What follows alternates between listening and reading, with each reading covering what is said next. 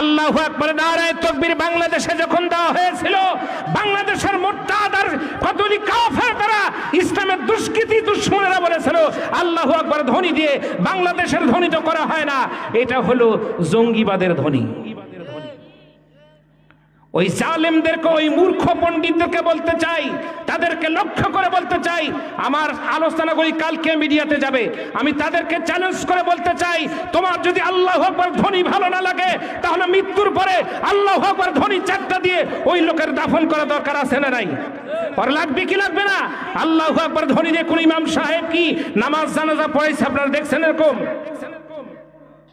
জীবনের শেষ মুহূর্ত পর্যন্ত চারটা ধ্বনি যদি আল্লাহু আকবার লাগে, তোর মতো মানুষের কুত্তার শুয়োরের মতো পায়ে দড়ি লাগার পরে মাটি খনন করে দাফনই যথেষ্ট, তোর মতো লোকের কোনো জানাজার দরকার নেই। ঠিক না বে ঠিক? আওয়াজ দিয়ে বলুন ঠিক না বে ঠিক? মুসলমানের আওয়াজ দিয়ে কথা বলতে হবে।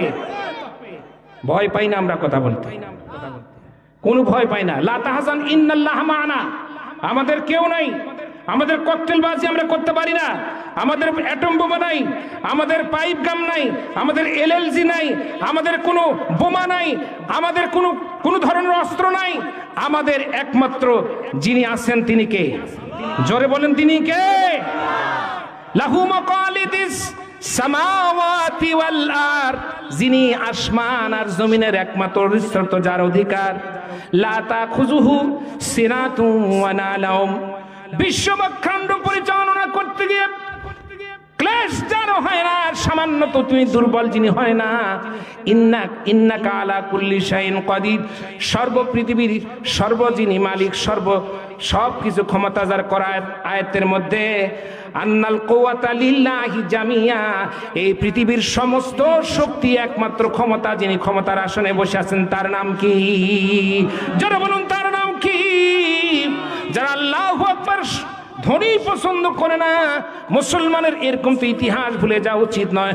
মুসলমান যখন আমরা জন্মগ্রহণ করেছিলাম তখন ডান কানে আজান আর বাম কানে ইকামত দিয়ে আমাদের ওখানেই তালিম দেওয়া হয়েছে, শিক্ষা দেওয়া হয়েছে আল্লাহর বান্দারে, এই যে তোর ডান কানে আমি আজান দিয়া দিলাম, বাম কানে ইকামত দিয়া দিলাম, বাকি জীবনটা মৃত্যু পর্যন্ত তুই এইভাবে আল্লাহর মালিকের মালিকানার ভিতরে তার দাসত্ব গোলামি করে জীবনটারে অতিবাহিত করিস। শিখ না বেঠি?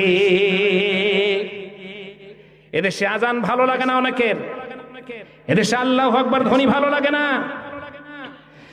এদেশে আজান দিলে মনে হয় হৃদরোগ সৃষ্টি হচ্ছে, আবহাওয়া দূষিত হচ্ছে। ওই ভদ্রলোকদের আমি বলতে চাই, ওই পণ্ডিতদেরকে বলতে